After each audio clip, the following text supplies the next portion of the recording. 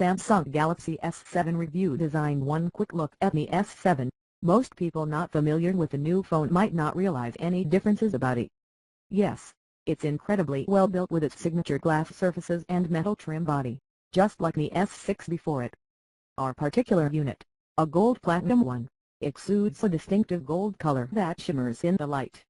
However, it's still a magnet for fingerprints and smudges, so know that you'll probably need to constantly wipe it clean. Upon closer inspection, Samsung has made some subtle alterations to the design of the S7 that makes it feel better in the hand, albeit, we wouldn't go far to proclaim it's like greatly better. Specifically, the glass surface on the front of the phone slopes downward around the sides to meet with the metal trim bezel, giving it the more seamless finish. Secondly, the S7 also adopts the curved back edges that we were first introduced to with the Note 5. This decision, a logical one at that, allows our hand to wrap a bit more naturally around the back of the phone. All of this gives the S7 an extremely comfortable feel in the hand. Looking around the phone, everything from before is in its familiar location. From the power button on the right edge, to the volume controls on the left, and the speaker grill, mic, microSD port, and 3.5mm headphone jack all positioned on the bottom, nothing is out of order with its placements. The fingerprint sensor, which is incorporated into the home button, is still just as quick and responsive as before. Interestingly, though, the button itself doesn't protrude as much, it's almost flush with the surface, in fact. Meanwhile, the camera lens on the back is not as protruding as before. One key thing to know that's missing this time is the IR blaster, something that Samsung has decided to scale back with its devices. Say what you will about this decision, it's something that we've been accustomed to seeing in many flagships, so to find it omitted is rather telling about its worth to consumers. The return of water resistance and micro slot. While the changes to the S7's design might be perceived as subtly refined, there are actually two notable changes that are worth mentioning. First and foremost, the nano SIM slot on the top edge of the phone now doubles as a micro slot as well, bringing back expandable storage to Xiaomi's flagship. Another feature that went missing with last year's S6, the water-resistant construction, makes its comeback in a stunning fashion. With its IP68 rating, the Galaxy S7 UPS its game by fashioning the water-resistant construction to a premium-looking smartphone. This means that it can be submerged in up to 5 feet of water for 30 minutes with no compromise, ensuring that minor accidents, such as spills, will no longer be of concern to this prized handset. Best of all, there's no worry about having to close up ports and such, much like what you have to do with many of Sony's Xperia phones, seeing that it's been treated for water resistance. Not only does the S7 look stunning and feel incredible in the hand, but the reintroduction of the water-resistant package just completes its no-compromise stature. Many phones have impressive designs, but few go to the same length as to what Samsung achieves with the S7. Display. By now, we're accustomed to Samsung's expertise when it comes to displays. Each successive device thus far has been equipped with a better display. For the S7, they've stuck to the same recipe, featuring the 5.1-inch 1440x2560 Super AMOLED display. Details are superb, thanks to its incredibly high resolution, resulting in a pixel density of 576 ppi. While it seems like we're reaching that threshold, especially when Quad HD resolution is the standard amongst high-end phones, we have to look at some of the other aspects of the screen to distinguish its superiority.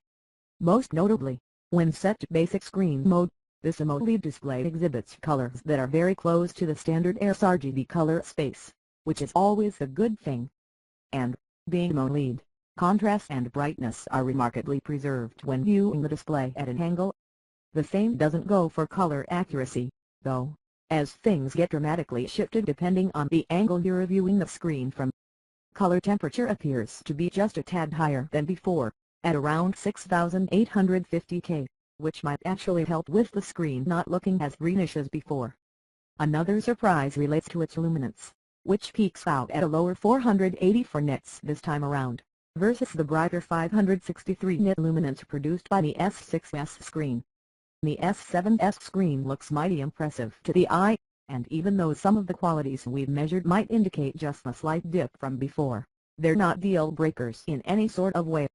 System performance. Last year's Galaxy line was a unified bunch that exclusively harnessed Samsung's homemade Exynos chips to power its devices. This year, however, they've reverted back to a familiar strategy that splits up the load. For us bound Galaxy S7 devices, like the Verizon one in our possession, they're being powered by Qualcomm's latest and greatest in the Snapdragon 820. As for everyone else, some international variants of the S7 will have the Exynos 8890, while others will again utilize the Snapdragon. Samsung promises equal performance between the two. Either way, the Galaxy S7 is complemented with a whopping 4GB of RAM, the dual-channel variety to ensure things operate smoothly. And that's exactly what we've been seeing thus far with the Snapdragon 820 powered S7, producing all the buttery goodness speeds you'd expect from a top-tier smartphone. Normal everyday operations perform with a tight response, so there has yet to be any instance of delay. Synthetic benchmarks indicate that the Snapdragon 820 is at the top of its game, reaching new heights in several tests. There's no compromise with its graphics processing prowess either, seeing that the Adreno 530 GPU shows incredible finesse in dealing with all of today's graphics-demanding titles. Its strong real-world performance is indicative of its superiority, but for those who are still skeptical about battery drain, especially for a device with a sizable Quad HD screen and blazing processing hardware, its support of the Vulkan API allows for high-performance graphics processing with lower battery consumption. As it currently stands, Samsung is only offering a single storage option for the Galaxy S7, 32GB to be exact. Although that's more than a generous amount, it's still bewildering that no other options are being made available at launch. Still, it should be noted that the reintroduction of the micro slot adds that level of utility that went missing with last year's Galaxy S6. Battery. In the time since the S6's release, the engineers over at Samsung have somehow managed to stuff an even beefier-sized battery into the S7's chassis. This year's flagship is now endowed with a moderate 3000 mAh battery, up from last year's 2550 mAh capacity. We'll applaud to that reality, right? Well, not so fast. The phone powers us through the usual one day of normal use in our experience thus far, which is an average result for most things nowadays. What's more, its performance in our custom battery benchmark test is also about average, resulting with an on-screen time of 6 hours and 37 minutes. It's almost a full 30 minutes down from its predecessor's tally, and a good 1 hour less than the S5's mark. On one hand, we're concerned by all of this, but it would have been worse if its real-world performance reflected such a drop. Luckily, it doesn't. And that's what matters more to us.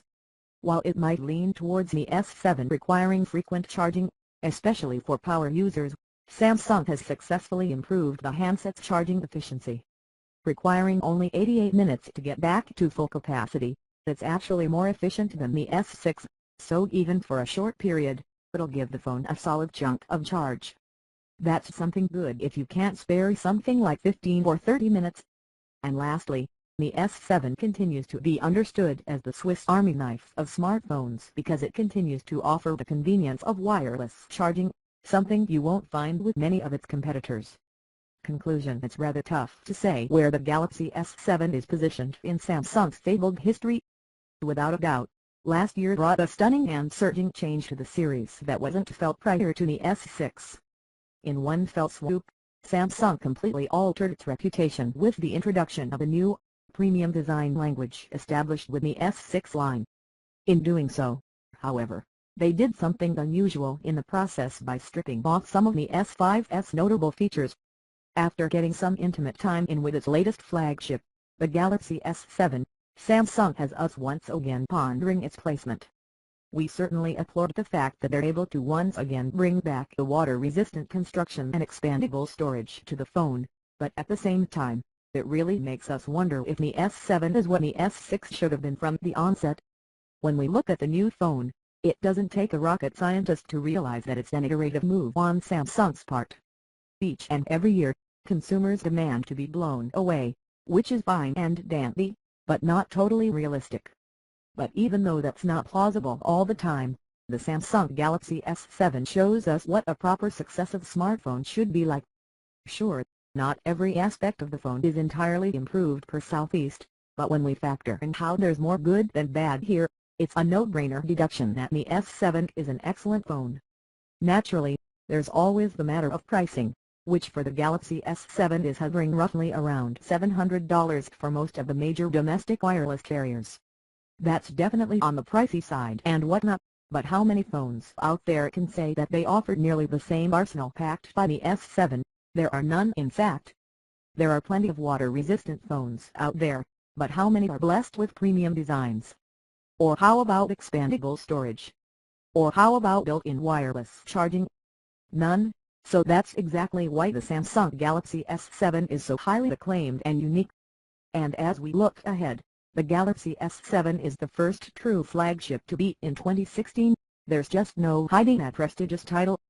Always the relevant player in the space, Samsung has yet another formidable offering that sets a benchmark high for all other phones coming out this year. The specs might not be a tremendous upgrade, but at the end of the day, when you want a phone that just works, the Galaxy S7 fits the bill. When we think of a